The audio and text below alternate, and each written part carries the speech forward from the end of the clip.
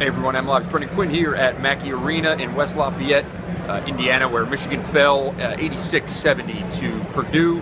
Tonight in another Big Ten road test for the Wolverines. This one didn't go quite as well as the challenge in Champaign last week in a win over Illinois. Tonight Michigan was in it.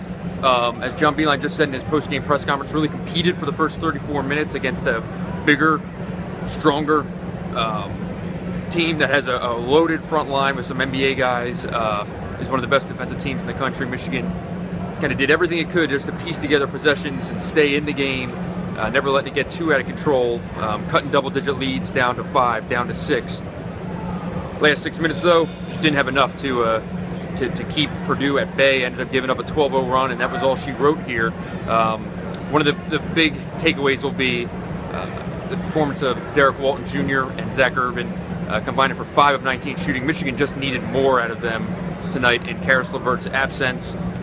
They announced, Karis was participating in pregame shoot-around earlier this afternoon, did not come out for actual pregame warm-ups in the hour or so leading up to the game. That's when it was clear that he was not going to play.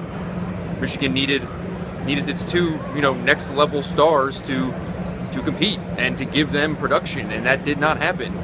Zach Irvin with 4 turnovers, Derek Walton with 1 assist is needed more and didn't get it. And to Muhammad Ali Abdur-Rahman's credit, if not for him, Michigan probably would have gotten the doors blown off them there in the second half, and it wouldn't have even gone down to the last 6 minutes. Abdur-Rahman finished the career high, 22 points, 10 made field goals. Was really the only guy who could score over Purdue's defense. He was able to get into the paint and kiss teardrops off the glass and do all kinds of things that no one was really capable of doing. No one could even penetrate into the interior of Purdue's defense, let alone score, other than Rahman. So, one of the good positives is that that's another scoring option. John Beilein says he's made the biggest jump since last year in terms of having that want to get the ball and go score and be productive when the team needs it. So, there is a positive to take away from this. Michigan was without Karis LeVert again in a game that most people did not have as a win on the schedule as it was, and this thing kind of just went as expected.